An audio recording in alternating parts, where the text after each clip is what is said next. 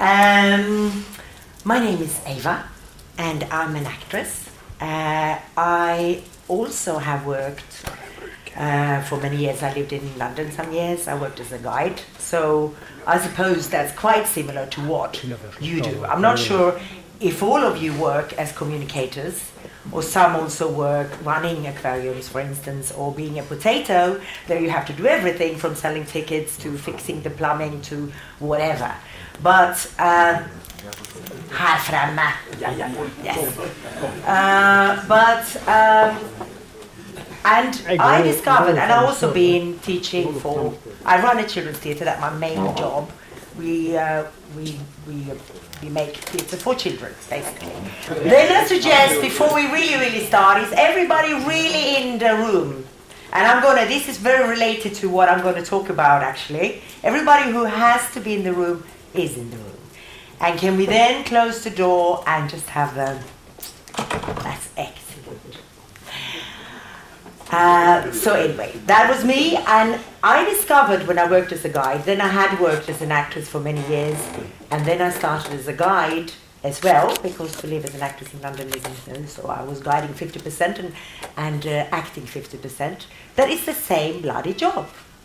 It's not a big difference.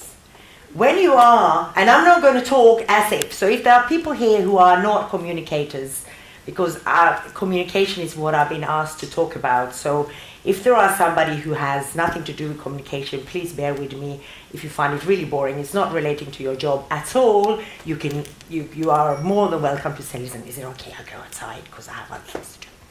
So I'm going to now take the stand that all of you work sometimes at least as communicators. And then what I think is that, well, you are actors. That's what you really do when you communicate. You have exactly the same job as I have. I'm trained as an actor. You may be trained, first of all, mainly to learn your trade. But what you are doing when you are standing in front of the people who come to the aquariums to learn the things that you know really well, you are actors. And to really get your message across, you have to work as actors, not actresses, actors. And I suppose many of the things that I say now is very evident, but I'm still I think that it's always good for us to be reminded what is important. I've had so many fantastic experiences when I go to, of course, not only aquariums, when I go to a museum, when I go on a bus ride. I've had fantastic experiences, and I remember that museum in Firenze. Why? Because they had a fantastic guide. More than what I saw there.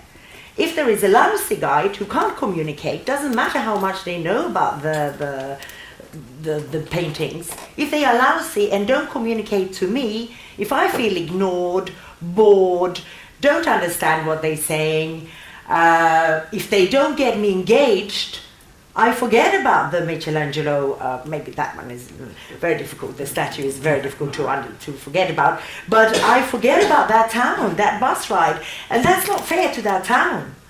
Dublin, a city I love, had the lousiest guide I've ever experienced. So Dublin, to me, I had half the experience I could have had, because I met that very important person, the guide, who could have opened up the town to me and showed me all the fantastic things. I'm sure that guide knew fantastic things about Dublin, but he could not communicate it to me. So I know only half of what I should have known about. So you have a bigger responsibility to make that. I'm sure you all, because you've chosen to work in the field you have, I'm sure you love the subject that you are meant to communicate. You love. You're extremely engaged in that. And some guides show that. And that's your main job, is to manage to make the people who listen to you as engaged as you are. And if you're good storytellers, because being a communicator is telling a story. It's the basic human, what we've been doing for thousands and thousands of years, are telling a story. Whether you communicate facts or it's the same as telling a story, but you have to make that material engaging and interesting and fantastic for us. And I'm sure I have no idea how you find being a communicator. I have no idea about your challenges. I'm going to ask you in a minute just a few things so that I just have a more, some people are scared to stand in front of an audience. I think it's quite scary today because, as I said, I don't know you. And also, you 90% men. In the field I work, theatre, we are 90% women. And when you work with children, 95% women.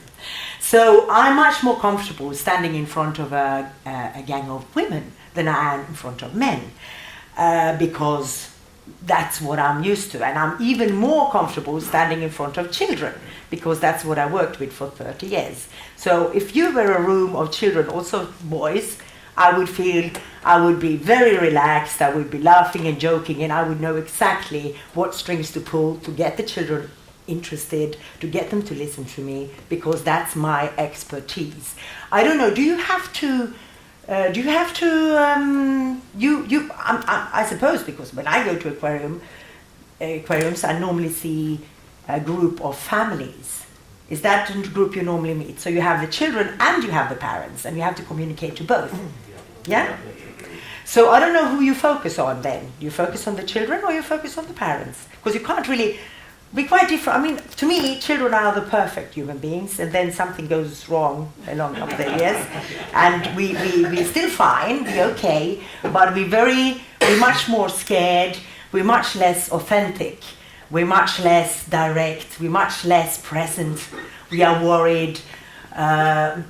When we are our best, I think, and I still think that's why a 5-year-old is perfect, because a 5-year-old is who he is. He's exactly who he is, and he's here in the present. I can be with my body present, but my mind can be going, wonder what they're having for lunch. Maybe I should take another exercise. Why are there so many? Oh God, the guy with the Mac, he really is not paying attention. What should I do? I can be thinking about a lot of other things when I'm standing here, when I should be thinking about exactly what I'm talking about, which is what you should be doing when you're communicating in front of a group. Whilst our bodies are quite honest, because they are here, present in the moment, and they're also telling if I'm not honest. If I say, I'm very confident now, my body can give me away because my shoulders look tense, my face looks tense, all this, which is one of the things that is very important, of course, when you stand over. I'll go through the points. I just talk a little bit kind of general, and I just want to hear from you. What challenges do you meet? What challenges do you feel? What is the most difficult, you think, when you are talking to a group of people? Or is nothing difficult? Because I think one of the main things that make that 5-year-old so direct, so open, so present in time is that he's not scared like we get. We get so worried about, wonder what he thinks about me. Do I like it? Have I got a stupid dress on? Oh my God, my cardigan, maybe I should have wore something else. We are so worried about not being liked and loved, and worried about, which is what we should be as communicators, be worried about our audience. Or not worried, we should be, the less fearful we are, the better communicators we are, I think. But of course, we are who we are human. You can only be you when you stand in front of an audience, you can never be him. Maybe you think he's a fantastic communicator and you are not. Well, you can't copy him anyway, because you can only be you. And the more authentic we are, the more honest we are, the better. But can I just hear a little bit how you don't need to raise your hand, or you are not children, so with the children I will have to say you have to, because they all want to say something. Here probably, maybe they will be a bit more reluctant. You ask a gang of 45-year-olds what they think, and you will have, answer all at the same time very eagerly. But what are the? I'll ask you, for instance. How do you feel? What do you love about being a communicator, and what can be difficult? Ooh, yeah, I think what I really like about it is to sort of spread a message about environment. I think that's the main part. You have a course, you have something important. Yeah, that's why we keep our animals in the aquarium. But I think what's hard, maybe mostly, is maybe that you don't get enough time to find or to evaluate what you are talking about and how you talk about it. Maybe that's what. Do you normally have scripts? Do you have a script, a planned script, or do you make a script yourself, or do you make it up on the spot? Yeah, well, it's not written down usually. But you plan it and you kind of, and I suppose you do it all over again, many times, again and again. Yeah, you do it. I've done it so many times that you can change it while doing it. But you said you don't feel you have time to evaluate. You go, you have a tour, and then you think this went well, this didn't well. Why did it go well? Why didn't it go well? Is that one of the things you feel you don't have time to? Yeah, I think so. Which I'm probably not alone about things like that. But I think yeah. Others who can recognize that. Well, maybe he doesn't.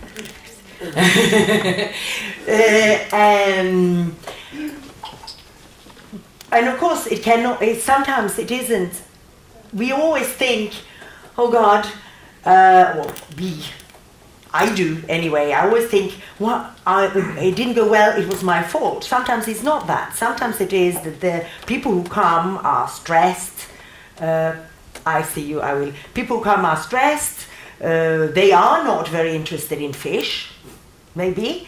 They come along because the kids want to, it's a thing to do to go to aquarium, but they are bored by fish. They don't want what you are telling them. It's not your fault that it doesn't go fine every time. But of course, if you have 5 groups who look like this, where they walk out, no smiles whatsoever, no interest in their eyes, you know that maybe there are things that I should change about my presentation or whatever. It's never happened with the jets. So I picked a good one there. I see. Very good. Well, he said one of the most important things about having a good presentation, he said in what he likes about it, he thinks he has a message to bring across, which is one of the main, most important things that he's engaged, and he feels it's important what he needs to bring across. And that will always come across. Even if you're shy, even if you authentically think that I have something important to tell them, that's one of the main things about being a communicator, of course. So, well, I'm not surprised then it doesn't happen. Also, I have to say he has a very nice kind of way of presenting himself, that he looks simpatico, he looks like a nice, relaxed, authentic human being, which is also helpful. I'm not saying he does here, but I mean, that is also his body language, although he got a bit shy now and put his hands like this, because body language never lies. He still looks very,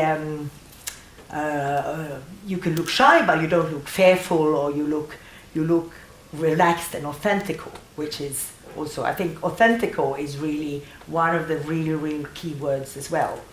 To be, I will list them after. Now I'll talk a bit.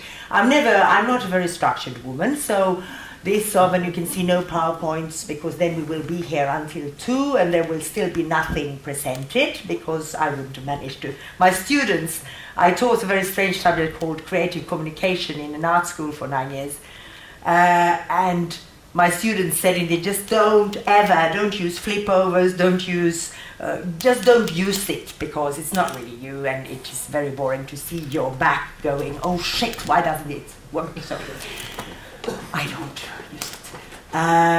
You wanted to say something with the glasses.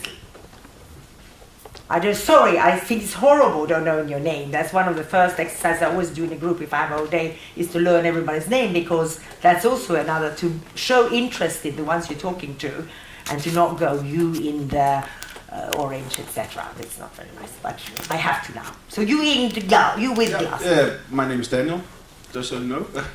I think for me the most difficult thing is the first contact, trying to read what kind of people you're about to speak to, what kind of approach you have to take on your story, the things you know, and the story that he said. You have a story you want to have through to people, so you have to read them correctly sometimes, and that's for me the most difficult thing. Trying to figure out the person you're about to tell a story. Yeah. I think that's a very, very good point. But then also you talking about something that is very important, is that you are really, which is very good that you do, you're really trying to find out who the people are, and to see, now you quite a lot. But sometimes I'm sure you have groups as big as this, don't you? And bigger maybe. And I suppose you're bigger, yeah. And then, of course, it is very difficult, because another thing that I really think, by the end of the day when they go out, how long are the tours normally? An hour? I'll see that you are. An hour, 2 hours, an hour? 45 minutes? Yeah. 45 minutes. So in 45 minutes to read 70 faces, it's a bloody difficult job. You do have a very difficult, you have a very, very important job, but you have a very difficult job, actually, because it isn't. I'm kind of wanting that by the lunchtime now, you will feel that I have looked at every single person here in the room, and really, really,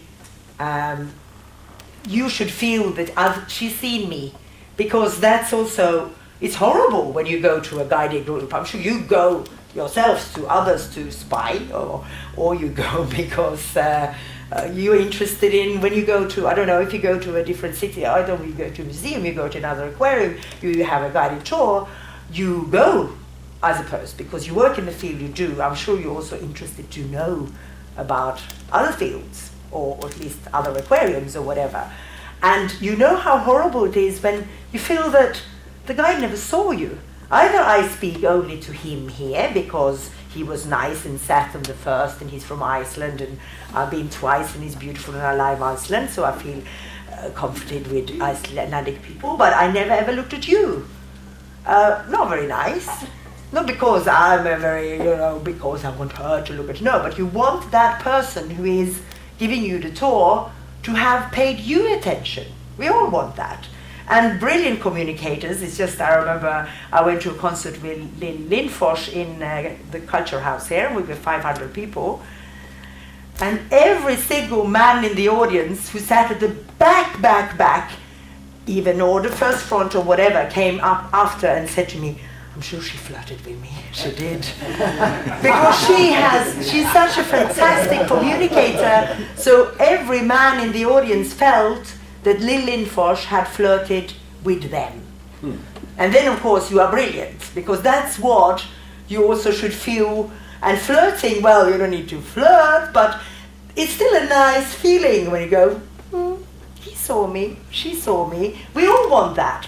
That's what we want, to be loved, seen, understood, and appreciated. And your group wants that. And the children, my God, children want it. A child who is ignored is a horrid child.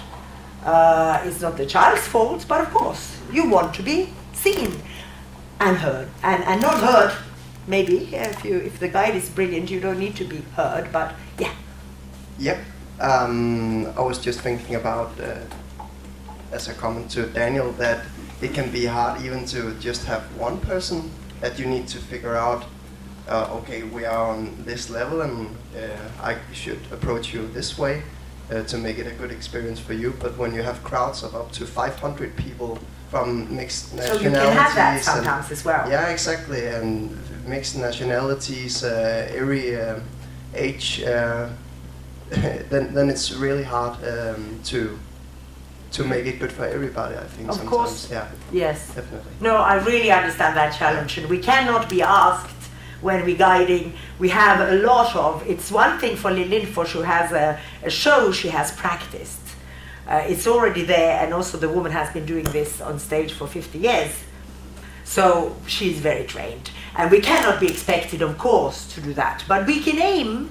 One must always aim. And I suppose when you have 500, though, is that a tour around? Can you then it's an auditorium or something? It's more you don't like drag, because time-wise to drag that 500. Come along. Come along now, jump, jump, jump. I understand that is, but you then speak in an auditorium. Yeah, it could be, for instance, an ocean tank feeding where everybody gathers up and looks at the aquarium, and the feeding takes place. Yeah, so it's quite typical at our place that people are standing around you, and you have to speak in front of animals doing stuff.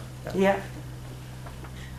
And then when you have that many as well, and you can't read, and you can't see every person's reaction, you also then have mixed groups of children and grown-ups. Yeah, exactly. Because then I think that must be a big challenge, no?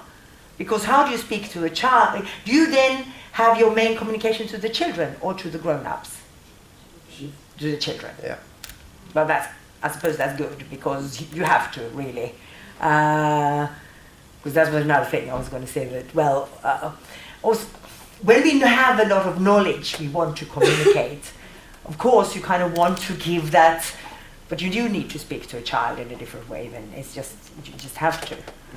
And I was thinking about, because I was trying to think about you last night, and I had a 17th of May speech in town here, and I had to, 17th of May, it's the national day, Norway's national day.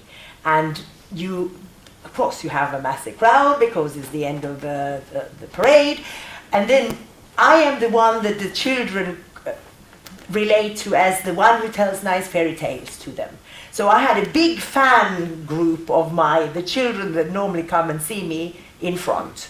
But 17th of May, you have to speak about the war and the ones, and we have the freedom. You have to be a bit of that. So we had all that. I walked up on the stage and to start the speech, and the children were, hey, hello, waving the flags. And when I walked off, they were like this. Because I disappointed them so much by not giving. I was talking about the war, I was talking about the freedom fight, I was talking about the Grundlov, all this that you have to talk about on a day like that. And it took me a year to gain that. Some of my followers, which is my main fan group, were completely so disappointed with me that, because I had had such a book in their eyes, whilst as the old men staggered up with tears in their eyes and were very pleased because I mentioned them and all that. So it is a big dilemma how to do this so that everybody is, but yeah, so you focus on the children. That's a relief to hear, actually, because after all, I suppose children are very fascinated by fish, by what goes on in the aquarium. Of course, you have to know what is you have the knowledge. Me taking children out here not knowing anything about sea mole is not so good, of course, because I might have the form, but I don't have the knowledge. But you have the knowledge, and I'm sure, I was thinking also, well, yes, but if they work as communicators for years and years and years, what can I teach them? So I wanted to know what you did find most challenging, because I'm sure you are brilliant communicators. Your colleagues have already said you are a brilliant communicator. But of course, we all have challenges in our jobs. And to make, the main communicator in this town is a guy called Harald Gritten, who is a historian, and he has a little, they haven't been to hear him, no. He has a little stool. He's now 75 or something, looks like 40. And he jumps on this stool and he tells everything about the town in a way that has made him famous, or, for all over the country, and I'm sure abroad as well. And he is the most magic communicator. Privately, he's the shyest, most modest, very want to shy away from. You would never think that this man can keep crowds of 200 in first time I saw him, I actually couldn't get what he was talking about because he is such a magical man. But he's absolutely fantastic, brilliant artistic, but he's been doing it for 50 years as well. So he's very, very, very trained. But what makes him, when you see him, what makes him, and I asked him once, and he said, well, the thing is that I take myself out of my Harald Grytten skin, that is this modest, shy man, and I raise myself up to the Harald Grytten, the performer, which is enormous. And I very often think of that if I have to do something scary on stage or I have to go up in front of 500 people. And I feel I'm thinking I'm lifting myself out of my normal Eva skin, and I'm lifting myself up to this big skin, this much bigger person that I'm not, and take on my performance, another persona. I pretend I am somebody else, especially if I feel a bit scared, or I feel a bit nervous, or I feel a bit tense, all this. Anybody else who wants to comment or say something? No? No? Nothing. Okay. Yes. I have a comment. I think the worst for me is when the people is non-saying. They say nothing. They are silent. They have no expression. You cannot read anything. Then I get very confused. Yeah. What are you interested in? I say things that I think is a joke or something, and nothing happened. Then I'm not trained. And I think we all know that feeling, no?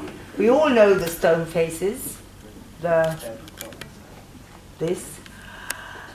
I must admit, I've learned over the years, more maybe when I've been acting or doing things on being reading poems or doing stuff that is kind of a bit, when people are listening, they have all sorts of faces. And very often a stone face does not mean that you're not interested. So all the worry I've had so many times, so now I'm trying to think, well, it doesn't necessarily mean, apart from I'm half finished, so I can joke about this, if they are finished, because we all know, and I am half finished, so I am allowed to say it. We look like we are on our way to a permanent funeral, but with no concern for the dead. That's kind of the Finnish look. But apart from that, people are also, you say you have to do it in front of lots of nationalities. And different nationalities also have different facial expressions. Some are not very expressive. Maybe we Norwegians are not either unless we're drunk. So you kind of, and I found when I used to guide for Scandinavian Seaways where I had Swedish, Danish and Norwegian guests all the time, and it was an enormous difference how I had to do the guiding for the Swedes, different from the Danes who wanted to smoke and drink in the coach, and then they were happy. The Swedes more, can I take care of them to make sure, and timing was very important, and I had to take care of them a bit more, and the Norwegians something in between. But I couldn't do it the same way, and the Germans, of course, you had to really tell them where to sit, and they wanted that. They wanted me to be really strict and to be no, sorry, I didn't mean, no, I didn't mean, sorry, I never did that, I didn't mean that, I did not mean that. I meant, I love Germans, I'm very, very good with friends, I did a difference to this, forget it. Although the good thing about what I did now was, making a fool of myself, I became much lower in status, which is very good, because then because sometimes it's good to also be aware, now I'm jumping from one thing to another, but be aware of status when you are in front of the crowd. Because sometimes it's really good, but of course you have to do this, lift yourself up to the big skin, and you go, yes, and I know about this more than you do. But if you are too arrogant and come across as arrogant, you will never come across as you, who never have a group that are dissatisfied. At least your colleague says. You have never said you're modest and nice, you never said yourself. Because if you're not, especially with kids as well, I mean, you can't do, but I very often find when I'm talking to kids that it's good to go down, or, to be on their level in also physical maybe sometimes, when you talk to them one-to-one at least, that we are not, to put ourselves, to be aware of the status and feel, where are we? And if people look a bit worried or whatever, sometimes you need to raise your status, and sometimes you need to maybe be more on the same level, and to not take yourself serious, and to be ready to make a fool of yourself, to be an idiot, isn't a bad thing necessarily. It's a bad thing if you get all flustered and nervous about it, but to be a bit playful and to not worry too much, if, well, he has this stone face. Because I've also noticed many times when I've been performing and I'm thinking, oh God, that woman, she hates me. Every time I look at her, she looks so stern-faced. That's maybe the person who come up to me after and said, I really, really enjoyed what you did. More than the smiley faces, because we have different faces. Some people smile all the time. I smile to be polite. And I can think, God, what a twat. What an idiot. But I don't show it in my face. I was an actress, so I can pretend I like, but of course you can never really pretend, because being authentical, it will always be, you will always be disclosed if you are not authentical, so it's not a good idea to be. But some people have open faces, and and some nationalities are much more open and relaxed than others. Whilst some have the stern faces, the Finns. So for us not to worry too much, and if you don't like me, by the end of the day, today, I shouldn't worry whether you like me or not, whether you went back to Iceland and thought, that woman, God, she was disorganized, and what an idiot, and what was this stupid dress, this typical drama queen, working with children type of dress she was wearing. Because I was going to say that, of course, our appearances, and then I should never be taken as an example, because I never really care what I'm wearing, as long as it's comfortable. So that's I'm not a good example. But of course, we do look, people, you wearing that hat, and you have the beard and you think, well, I can then make maybe an assumption of you are this person, that, but of course that's completely wrong. I have no idea who you are out from your outer appearances. But of course, when we stand in front of a group, I personally am not, but I'm not that concerned about how I dress. And I suppose you working in an aquarium, sometimes you have to go out, you need to be comfortable. You need to be warm, you need to be comfortable. And I think that have you got a simpatico face and you are engaged, you love what you're telling, and you think you have an important message to put across, I'm not sure how important it is whether you wear a hat or not, or whether I personally am not so sure how important that is. But of course, our appearances in other ways, if we look relaxed, if we look, one of the main things, of course, I mentioned several times relaxed, which I think is extremely important, that we feel kind of course, you can never be completely relaxed. Doesn't matter if I do 2 hours of yoga and I stand in front of you and I'm thinking this is not going very well. Those 2 hours of yoga, they help me a little bit, but not completely. We will always be scared sometimes, and we will have days where you have a group of 40 sour peaches, and that day doesn't go that well. But it's also not always your fault, because it's the same when you are acting. Some days you have a very nice audience. You have an audience that are rooting for you. You will have a group that is rooting for you. They come to the aquarium, they love fish, they want to know more, they are really engaged in the subject. Then you have an easy job. Another day, you have 40 sour peaches who are sent to the aquarium because they meant to go and they really couldn't care less about Slimål. That's the last. Brosmen, Slimål, they want to go to a football match or whatever. Then of course you have a much, much harder job to convince them that Brosme is the best thing in the world. No? So of course we mustn't take too much of a responsibility, but we can do our best. Every day we get up, we can do our best. And to really feel we have something very important to tell, and we want them. I want you to go out after and think, God, at least I've learned one thing today. I want you to go back to, where are you from? Lofoten. I want you to go back to beautiful Lofoten and think, well, at least, I mean, I'm sure the other days, but at least that woman, there was something I learned that morning, and it was worth it. It doesn't matter whether you like me or not, it doesn't, but, and you also, you have a message that you want to convince people of, and to make that fun and interesting is important, should be important to you. And I'm sure it is, or you wouldn't have chosen the work you do. When I said my hour of yoga, I do think there's something you can always do, and I'm sure, and you being also 90% guys, you might think that what I say now is very stupid, but I wouldn't dare to go in front of an audience, whether that was a group of people in an aquarium or whether that was an audience in a theater, without doing some preparation. Because we are not musicians, we haven't got the perfect violin, you got ourselves, you got your knowledge and you got yourselves. And to be, some people have wonderful voices and you can listen to them for hours and hours. Some of us have to work more with our voices, for instance.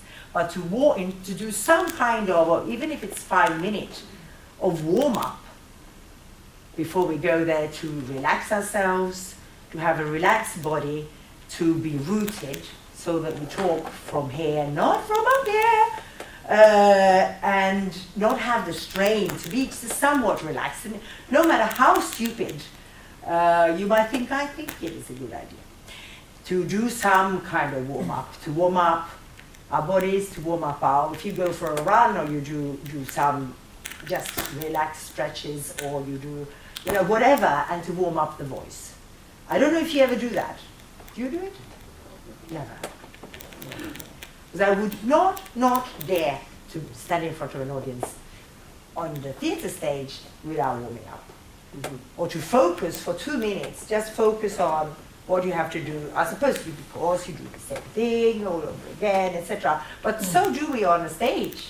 We play the same show again and again and again and again, and I still warm up. And the days I don't, because I don't have time, or I think I'm too good, or I'm too brilliant this today, I've done it too many times, I notice a difference in how the that I need then maybe the first 5 minutes to warm up in front of the audience, which is not so nice.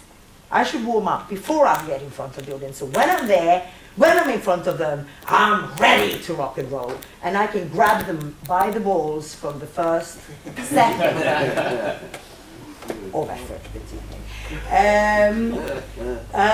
Because that's also sometimes, very often I see when I take guide trips myself, very angry at these things I have to wear.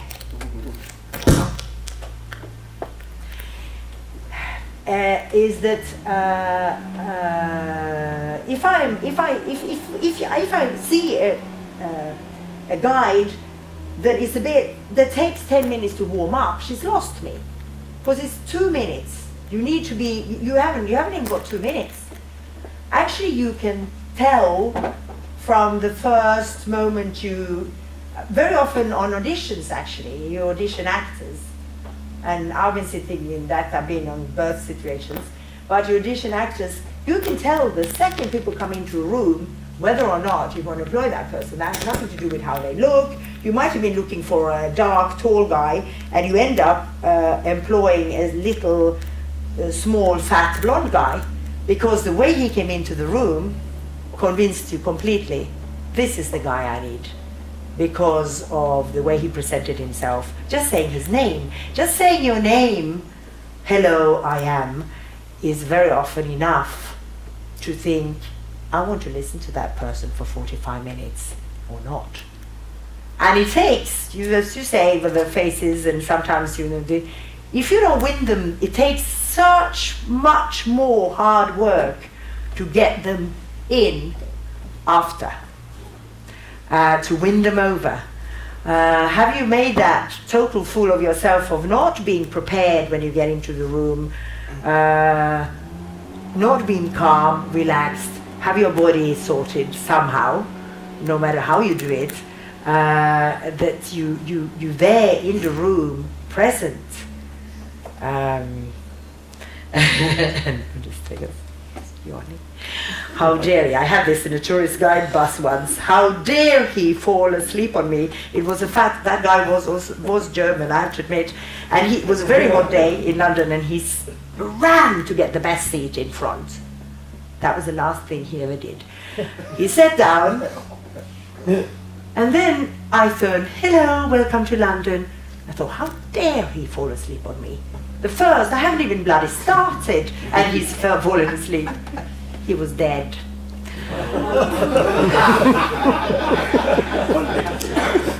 So me and the coach driver had a very tough time getting him out of the bus, trying to hide for the other passengers that he was dead. And of course he was a huge guy. And I'd said to the coach driver that morning, oh, I hope something exciting is going to happen, because we had a long series of very kind of going up and down and getting the tourists, and I thought, I really hope that something exciting will happen, and something exciting did happen somehow. I mean, I didn't feel that sad either, because I just crossed him off the list. I hadn't got the relationship to him yet, so I didn't kind of feel. But of course, it was awful. Sorry. So that sorry, I was just reminded by your yawning, sir. Because you must never do to make jokes as an icebreaker. But I'm not sure about making pick on the audience is not so good, of course. If you see that and you get nervous, but it's very easy when you get nervous. It's like a stand-up comedian. You see that sour peach, that guy that never smiles, that looks away, that ignores you, horrid, all this that you talked about, and then you get nervous and try to make that person more and more desperate, and then, of course, you end up insulting him or this, which is, I've done that, and it's not a good idea, really. When I talked about, I was going to do, because we have so little time, I really panicked when I was thinking it over. How can you normally when you have a day of this, you have half the group, and you have twice the time to do, because I do want, what time is it now? I want you to do some stuff yourself. 11:15. Det betyder att det har en timme. Ja, nej men det är fint. Knapp timme. Because I wanted you to do, I try to organize myself a little bit, not easy for me, to go, what is it I feel is the most important, and it is this. First of all, to be. It's okay, darling. Don't you worry yourself. It's all right. I hope it was somebody exciting. Now, to be ready. When you get in, you're ready, you warm up. I don't know, I mean, you said you never do, and some of you don't feel the need. I suppose it depends on the situation. If you have to speak to 500 people in an auditorium, it's probably much more important that you warmed up. Done. I mean, I'm not going to demonstrate it now, because we can do that for an hour, and we can do warm-up exercises. You all know you all know how to exercise your bodies in this, that, or the other way. And if it's just very simple to do something to just to get, but whatever to get yourself just a little bit more. The more when you do exercise, how you feel more relaxed, how you feel more ready, you're more energized, and you feel more relaxed. So of course, this instrument needs to be somehow tuned, because I really, really, really believe that it's exactly the same job as an actor that you're doing. You're acting, and you have, for sure, an audience. Many actors out of work start guiding for stop acting and start guiding full time, because they realize that that's how you really have an audience. And it's a wonderful thing. You have an audience who come voluntarily, they pay every day, that you can share what you love most of all. So it's a wonderful thing what you do. I really think so. I really, really believe in that. And you have the audience, but you then of course needs to know how to play them, how to engage them, how to make this the best trip, the best, because people are on holiday as well. It's important. People spend lots of money to go on holiday, and you can give them that fantastic experience. It's maybe 20 years since I went to that museum in Firenze, and I saw that Michael Palin had recommended a certain guide service or whatever. So I went there and I thought, well, he should know. And I went there, and all the people who were communicators there at museums were fantastic. You could see they loved what they did. And they were fantastic storytellers, but none of them were actors. None of them were trained actors. They were just fantastic communicators, because they loved what they were doing. They loved it. It was not only art, it was, I went on a tour to see where Leonardo da Vinci had lived and their stones. It could have been bloody boring, but it wasn't, because the guides made it. So me, an actress, dropped going to the theatre any of the days I was there, because the guided tours were so fantastic. And you can give them that experience. And it's a big responsibility to give away that knowledge and to make it so that people come away with a fantastic experience that is as big as seeing a show. Maybe bigger, because they also get some knowledge. It's not, you can see a lot of shows that there's no content really.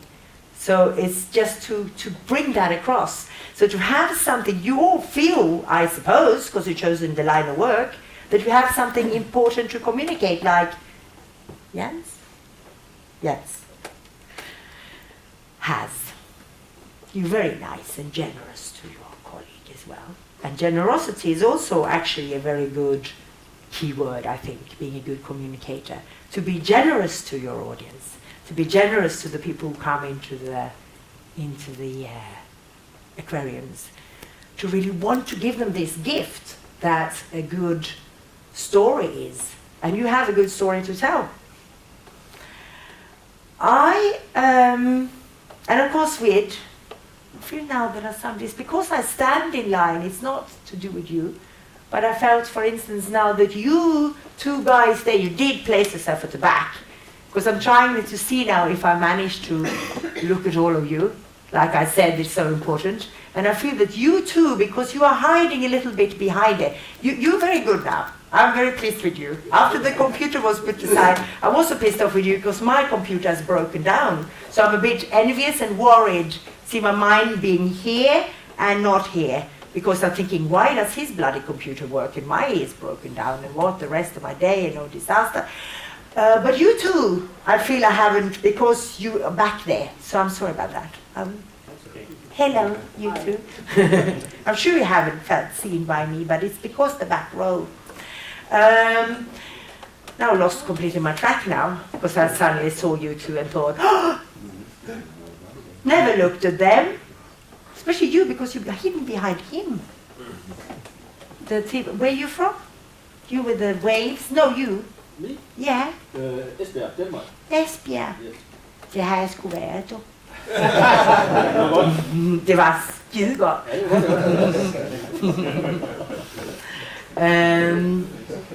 I went to theatre school in Denmark, but I still can never ever do your language right. It's not an easy language. I have to admit. I remember in the end I trained, and then I went into a shop and I thought, well, I'm going to really try. And I stick my tongue out and I went, first I said, jag ska ha ett lakan, nothing. And then I thought, well, I'm going to give it a try. Jag ska and then they came rushing. And then I just went around sticking rabbits. But Esbjerg was very nice. So yes, you really have a very good job. I enjoyed as much being a guide as an actor. It wasn't, and you don't need to sit and worry. In London, you do these profit share productions, and maybe 2 people will come, Mr. and Mr. Jones. You don't know why on earth they decided to come, and you worried every night, will there come anybody?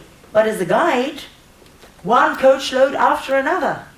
You got them. You got the audience, you lucky bastards. So you should just try. Your job is to fortrilla. What is that in English? Enchant. Thank you. Who was that? The man with the hat. Not the York of the man with the hat. That's how I would think now. Hat sitting there. To enchant, yeah. Because that's what you need to do. Any more before you have to do that. Some more, any questions, any challenges, anything that you think is difficult? Yes. I kind of think it's difficult when you kind of charge up to going to the audience and you go in with 100% energy, and then the audience is off from the beginning, and even though you give me your fullest, and then my confidence is like dropping really fast, and then it's kind of, then I can see that 45 minutes it's not going to be that good as it usually is, and I can't find myself how to pick it up again, yeah, or how pick to it up again, because I can take it so hard, and I very much understand. It's a little bit as what you were saying, that you just don't get and as I said, it's not always your fault. It's not your fault. Maybe they're tired. Maybe it's something with the atmosphere. There are days that the whole group of people are, they did a research in London once where they went to lots of different theatres and saw that no matter, the shows were very different, but on some days the audience were up like this in all the theatres, and other days they were down in all the theatres. That had to do with, things in the atmosphere, for instance, that it's a low pressure, it can be all sorts of stuff that is not your bloody fault. Or, as we say, you can have a group of Finns. What do you do? Again, I'm reminded that I'm half finished. It's not, and I think that, I suppose you just have to, of course, you just have to do your bloody job anyway, and continue to, I mean, in theatre we have lots of things that we try to concentrate on, you concentrate on your partner instead of the audience, if you you try to pick it up. But sometimes it is impossible. And I suppose you just have to give yourself a break and say that this is not my bloody fault. But the more relaxed, the less important, that is not easy. And you can use me today as an example. I suppose is the best thing. It's a human thing that we are not perfect all day. Some days we are also down, or we don't have a good day. But even if you are there and you really give your utmost, it's not the group that you expected, maybe, or it's not the. And to not take yourself serious is a very good starting point. To kind of like, okay, well, maybe today they went really, but at least I can joke about myself, or be relaxed about myself, or be who I am, to be authentic, or to be.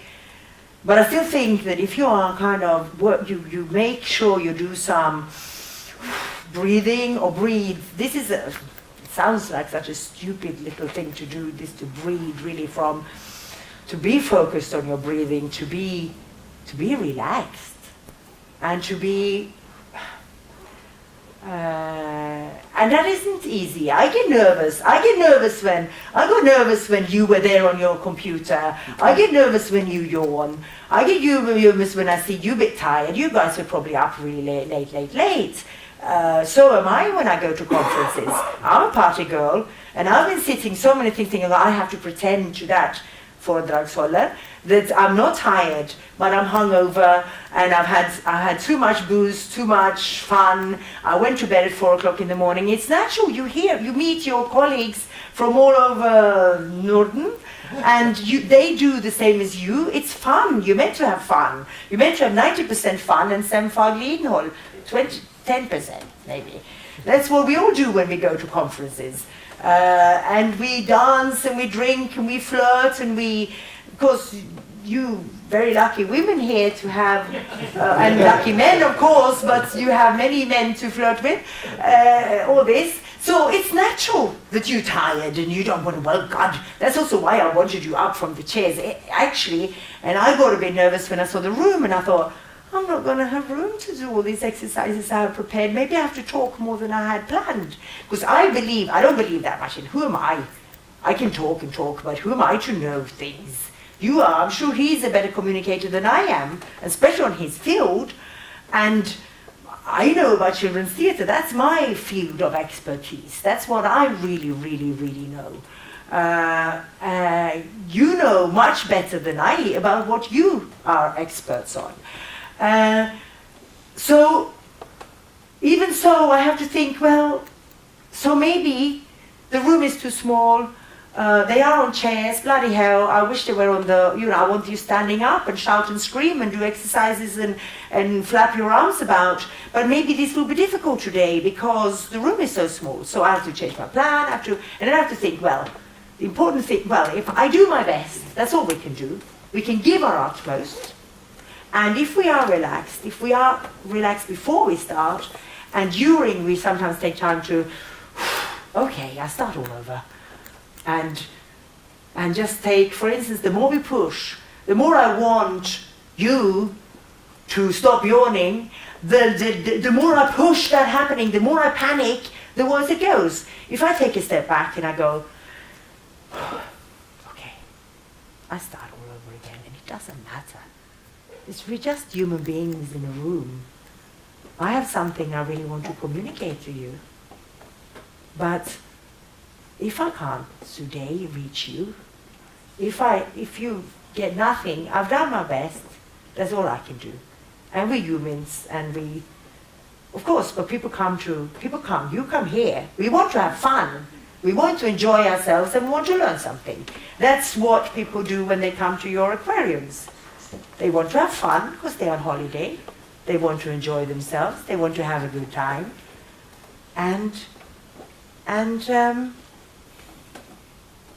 that's it. And they want to be seen. Also at the back of the groups. You also get, I suppose, a group will also divide themselves. Your groups, won't they? You have, I don't know if you have the children in front, the children are always with your parents. Are they? Or you'll have the eager ones at the front, and you'll have those with the stone faces are not really interested. I didn't really want to go to the aquarium, and I hope I can. The exit, the feet that's pointing at the exit sign all the time. You get them at the back, I suppose, or is that more or less? Or do you find the stone face at the first row as well? That I hate you. I hate everything about you. Pardon? Only the dead ones here. Yeah, the very bloody front. Normally, at least, that's what I experienced. Though I used to do the Jack the Ripper tours, which I thought was a very absurd thing, but I was paid. That if you are one night in London, you're from America, you've flown all the way, you one night in London, you choose to go to see where Jack the Ripper murdered, and to have explained to you the intestines over the shoulder, how the guts, how they were cut up. It's a very strange thing to do. London has a wonderful aquarium, for instance. Did they go there? No. Jack the Ripper tours. Of course, not all, but many of them did. And then I remember, yes, I remember from those tours very much, you had the really eager who knew everything about Jack the Ripper and who had all the theories, and you had at the front. And then you had, of course, the husbands. No, the men, because of the blood and the stuff they liked it, and the prostitutes. But you had at the back, you had the ones who were not that interested or had to go, or the ones who, I hate you and can I booger off to a pub as soon as possible kind of people. And if you can't reach them, well, it's not your fault. You can't take responsibility, of course, of all, but you can do this of stepping back and just thinking, well. And to not take yourself serious, I think, is a very, very good tool. But the breathing as well, it's just that, I mean, we all use different things, and some use, I always do the relaxing exercises because I never kind of thought that to relax with cocaine and drugs and all that, I thought if I'm going to have a whole life in the theatre, it's not the best idea. So I needed to learn. I very quickly decided that I think I'm going to find something else. There are people who use different things, by all means, but to feel relaxed so that you don't panic when you're in that situation, or feel really, oh shit, what shall I do? Which is very natural, we all do. Of course, when you stand in front of an audience, you want them all to look, and you want them to smile and to, you see, at least they have interest in their eyes and to see that I'm really having a good time and I'm getting all the knowledge in. But you can't always get that. And to let that go and try to catch the ones that you can get at least. I wanted you to do, but I could see that impossible when you're that many. One thing I think is very, very, very important, and I wanted to, maybe I could have one or two just to, or maybe I've done it with a, I'm sure no, because there's one exercise I so much want you to do. It's called Murder in 1 minute. And if we're going to show, and it's an exercise I want you to do because you can then try. That is first of all about not taking yourself serious. It's not a scary thing. I've had Japanese business people and various accountants do it, so it's okay. And you are communicators, so I'm sure here it's not going to be a problem. If you go, because now we have 45 minutes, is that right?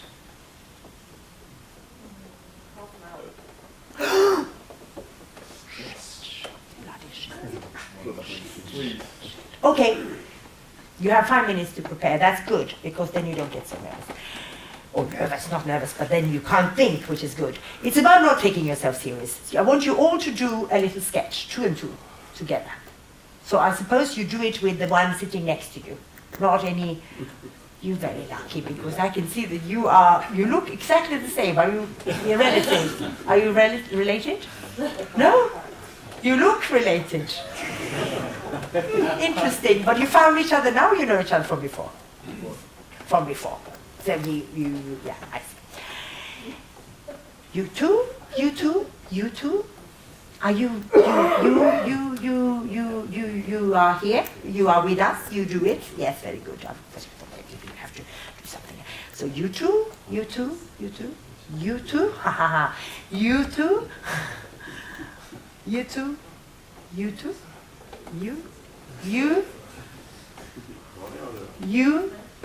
no, you, yeah, ta-dam, Reeser and the PC. You two? Yeah, not yet. Daniel and your friend, I don't know the name, and you jump back because you were with him. Now I'm being very stupid. Oh, sorry, it was there. Then you two and you two. In one, you're going to have 2 minutes to prepare. Very good if it happens. It doesn't happen to be in an aquarium. I want you to think about, not take yourself serious, relax, just do this, be clear so we all understand what is being performed here, and be excited about telling the story. And what more have I mentioned as important? To be, well, of course you are always rooted on fish, but just to be relaxed. And you're going to prepare a little sketch. You have so little time, so Just take anything that goes into your head, but you have to talk to each other a little bit. Where we need to see, one or two of you are going to be dead by the end of the sketch. It's going to last 1 minute only. And it can be natural death, like the German, whole thing. It can be an accident, that for instance, I now are going to plug this in here, and then I have an electric shock, because there wasn't Jura, I don't know the word in English. It could be murder. You have had an affair and she's found out and she wants to murder you. So it has to be a natural death, can be suicide as well, and murder or accident. And you need to show us who you are, where you are, and the situation. That's it. You get 2 minutes to plan, then we show for each other. No? Huh? Huh? Oh, anybody? Were many who didn't understand? Just a little sketch. Yes, I can do. I'll expand. Okay. Sorry, I'll show you 3 examples. You are in that group. Maybe it's good we are 3 and 3 actually. Sorry, forget all about me 2 and 2 because of time. Let's be 3 and 3. So you go together 3 and 3. You good at organizing. You wouldn't have this job. I'll make 2 examples. For instance, you and me work in a shop, and we're good friends, nothing like that. And then, because you haven't tidied up, there are lots of leads. Or I can be a customer in the shop. I come in, I stumble in the leads, and I die. That's it. It's as simple as that. You two are married. You go on a skiing trip. You don't see the fall, and you don't see the cliff, and dead. You two are, for instance, you are rivals. You have a deal. You want to buy his aquarium, but no way he's going to give in. So you poison him. He dies. That's it. Simple enough. It's very simple. It's just, yes, you talk with each other, and what you need to be very clear about is who you are. The audience must see who you are, where you are, that it is an aquarium or it is a cafe. It's a cafe. You have to have a little dialogue so we understand. You two, for instance, meet in a cafe to discuss this deal, and then you murder him. You shoot him. You doesn't matter. In some way or another. You can meet in the Tivoli in Copenhagen, but then you need to be clear that you are at the Tivoli. You don't need to take the thing, but maybe you say it. Is it clear? You still know, you don't want to understand because you don't want to do it. But I'm quite sure, I've been out a winter night before. Everybody else is clear? Yeah, yes, they say yes. I will explain more to you. It's okay.